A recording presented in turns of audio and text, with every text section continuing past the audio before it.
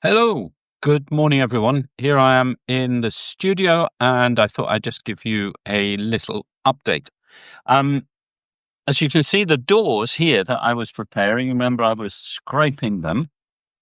So the main gesso is on the inside of the doors. This is going to be the outside of the triptych. And so I'm in the process of painting these. It's going to have this Byzantine cross. You can see here, this is the the outline of it, and this is based on Justinian's cross from the 6th century, and Saint Radegund, who will be one of the saints represented on the inside of the triptych, is quite famous for having gone to Constantinople and somehow managed to get Theodora, the empress, the wife of Justinian, to give her a relic of the true cross. And she took the cross back to Poitiers, where she'd founded a monastery. And it caused so much tension. It's quite funny, really.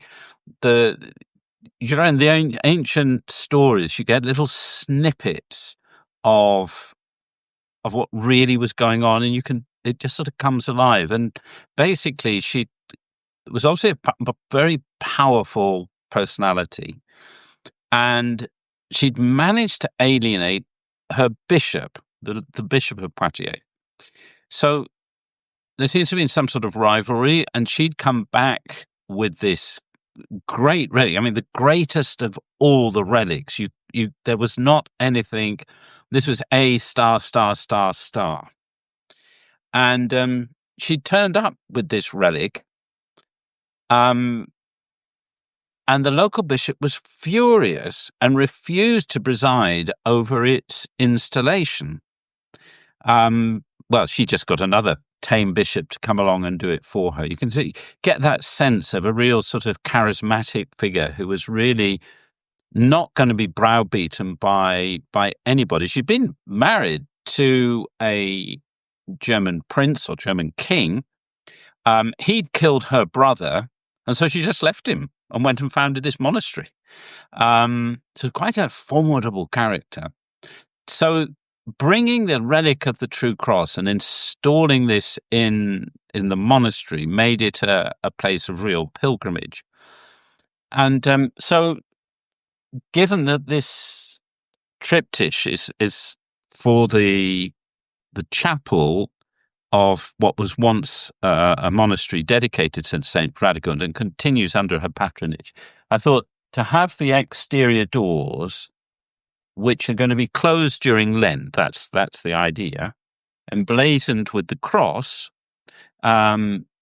based on a cross from the time of Justinian, known as Justinian's cross, sort of creates resonances between the piece, its history, and most importantly, the living persons that we're coming to encounter. As these doors are opened, we sort of enter into paradise and meet these saints. So this is really a doorway from our life into paradise.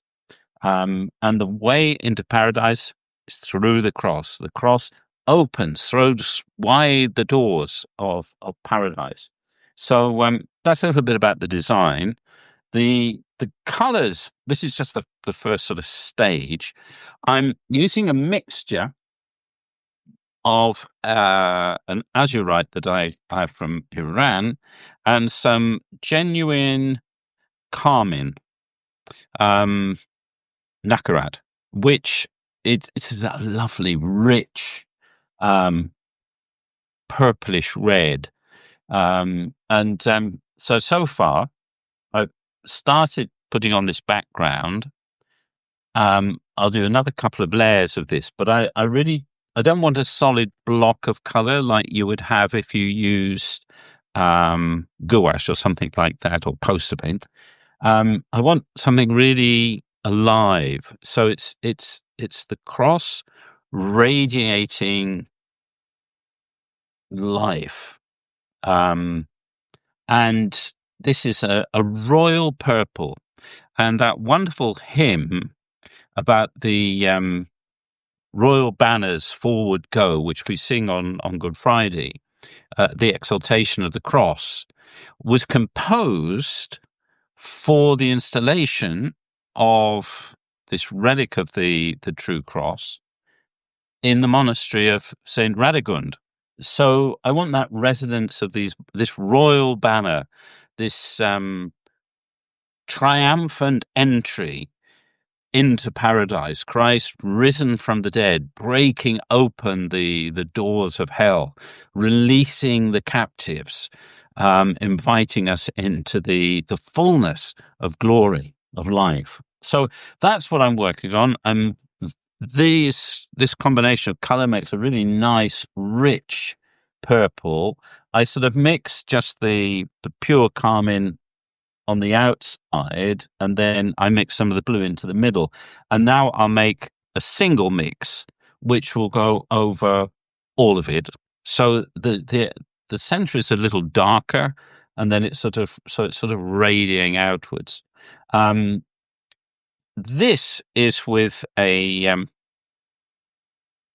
burnt sienna. I mean, there's so many different sorts of burnt sienna, but this is a rather nice burnt sienna that somebody gave me from Amsterdam at the Rembrandt Museum.